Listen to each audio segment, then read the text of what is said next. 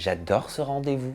Qu'est-ce que c'est agréable, qu'est-ce que ça fait plaisir de se dire que chaque jour, on se retrouve pour ouvrir ensemble une nouvelle case de notre calendrier de l'Avent, un calendrier de l'Avent éclectique où je vous partage autant des choses qui sont extrêmement personnelles que publiques. Et aujourd'hui, on va aller sur le côté très personnel et ça se situe dans mon téléphone. Rappelez-vous, je vous avais fait une vidéo chit-chat de rentrée, comme je fais chaque année, dans laquelle je vous parlais de mes listes, les listes de phrases inspirantes, les listes d'affirmations positives, mes listes de paix et pardon, etc.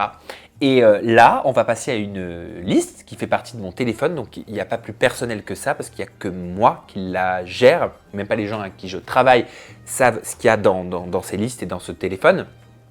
Et donc, je vais vous lire les phrases que je note petit à petit. Ça fait longtemps que j'ai commencé à faire ça.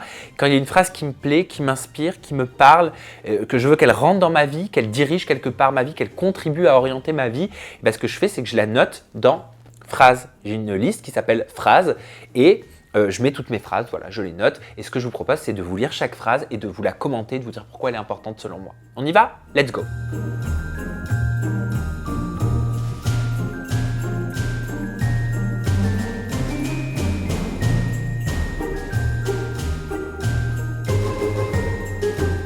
Alors seul, on va plus vite, ensemble, on va plus loin.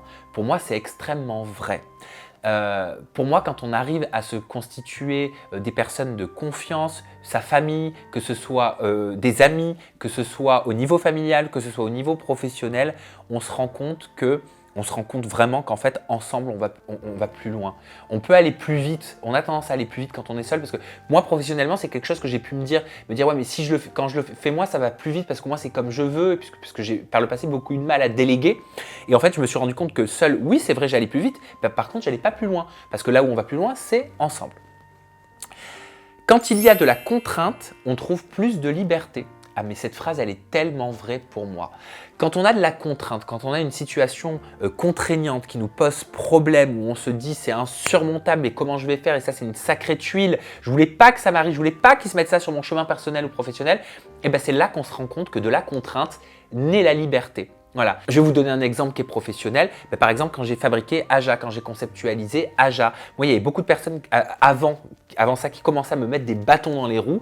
Et je me suis dit, et c'est cette contrainte-là qui m'a fait me dire, bah tiens, j'ai l'idée de créer un talk show dans lequel je vais pouvoir m'entourer de ma propre famille, de ma propre team, et où on va pouvoir décrypter ce milieu-là. Voilà. Donc d'une contrainte est née une nouvelle liberté, un succès. Ensuite, la vie des autres. Celle-là, vous la connaissez, AVIS, la vie des autres n'est que la vie des autres, V-I-E. La vie AVIS des autres n'est que la vie des autres. Ça veut dire quoi? Et pourquoi j'adore cette phrase et pourquoi elle m'inspire?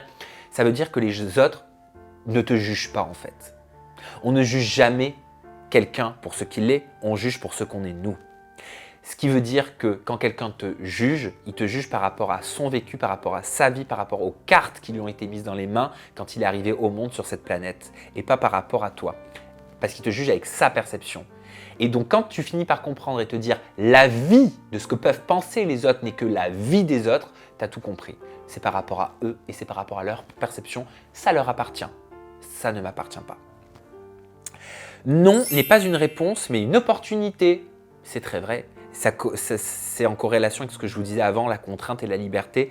Ben, c'est un peu la même chose, dit différemment. Non n'est pas une réponse, mais une opportunité. Si je te dis non, et ben en fait, je t'offre l'opportunité d'autres idées, d'aller ailleurs, là où tu n'aurais pas forcément pensé. Pour réussir, il faut être la bonne personne, au bon endroit, au bon moment. Il y en a beaucoup qui parlent de chance. Alors la chance, c'est du travail, mais la chance, c'est aussi pour moi des critères qui se réunissent, qu'il faut savoir identifier. Qui je suis, où je suis et dans quel contexte je suis. Être la bonne personne, au bon endroit, au bon moment. Pour moi, c'est des facteurs qui sont importants et nécessaires. Et quand on se lance dans quelque chose, un business par exemple ou autre, ou quelque chose qui nous tient à cœur, c'est se dire, ok, c'est moi qui veux, j'invente, qui veut vendre des déodorants. Dans quel endroit je suis en France? En France, qu'est-ce qui se passe? On se dit que les déodorants, il y a de l'aluminium, tout ça, c'est pas bon, ça donne le cancer. Il y a beaucoup de prévention qui est faite là-dessus. Donc ça veut dire qu'il faut peut-être que j'aille à l'inverse de tout ça et que j'aille sur quelque chose qui est plutôt bien-être et qui soit bon pour les aisselles, etc. Au bon moment, qui sont les concurrents, qui fait quoi à ce moment-là en 2023? Voilà. En se posant ces bonnes questions-là, il y a des bonnes réponses qui vont arriver.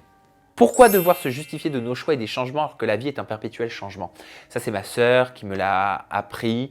Quand Sabrina, qui était chroniqueuse sur mon émission, elle a arrêté à Ja. Et c'est vrai que j'allais pas très bien à ce moment-là et ma sœur m'avait parlé et m'avait dit « Mais attends, mais ils sont qui ces gens pour te demander des comptes sur pourquoi il y a une personne qui est plus sur ton émission, pourquoi tu ne veux plus qu'une personne soit sur ton émission ?»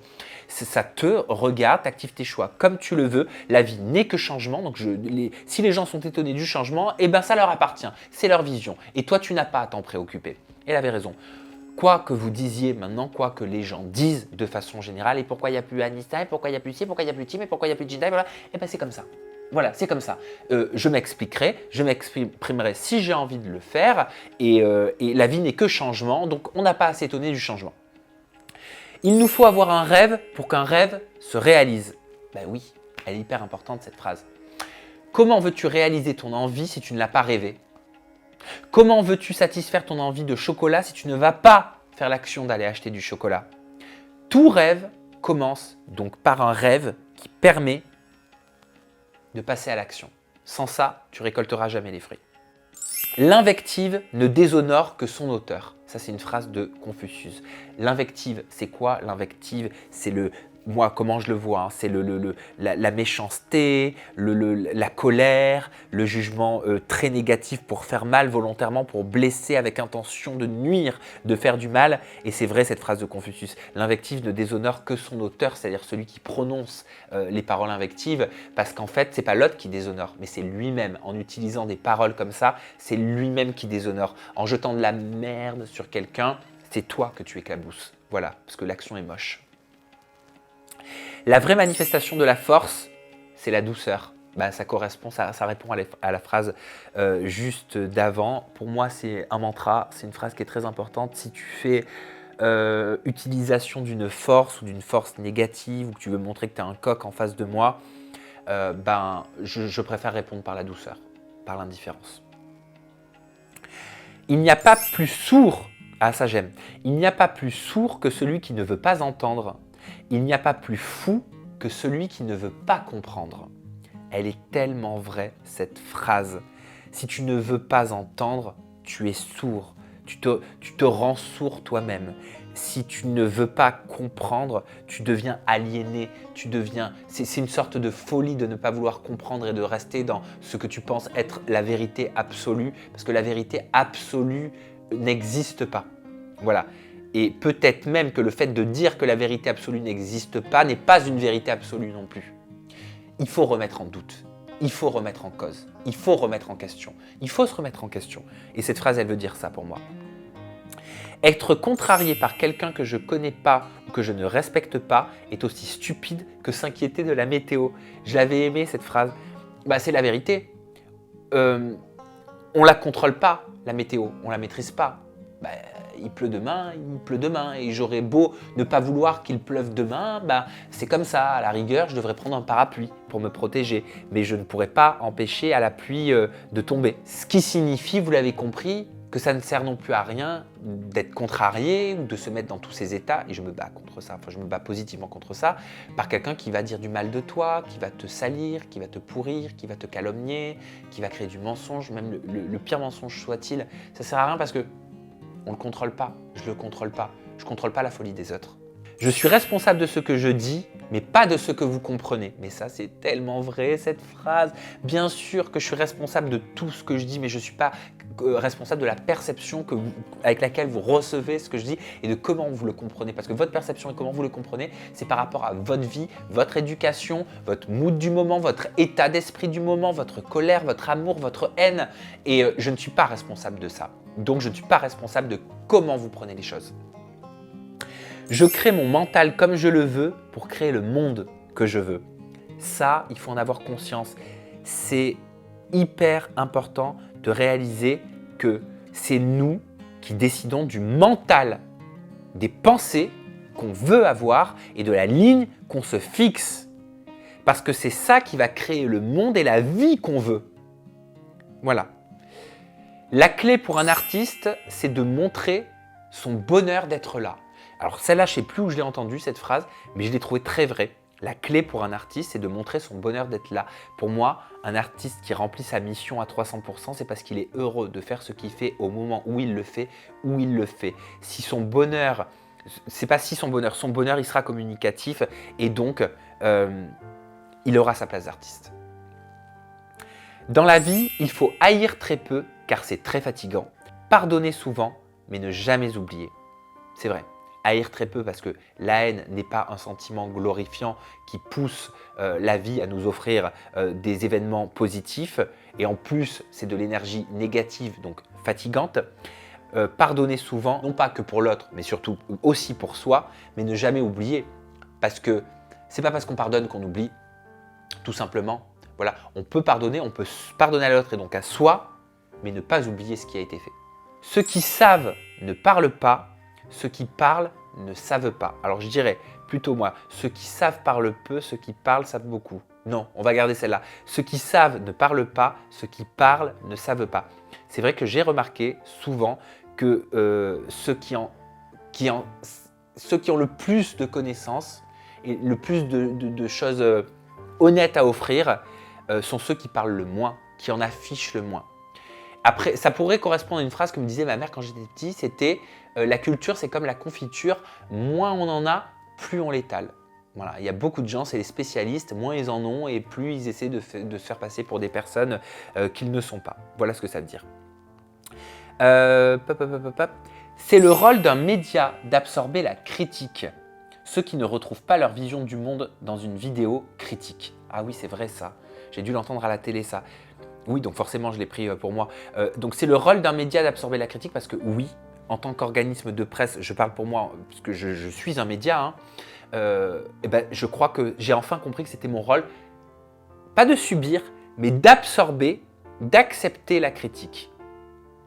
Public, info publique, avis public, je dois absorber en tant que média la critique.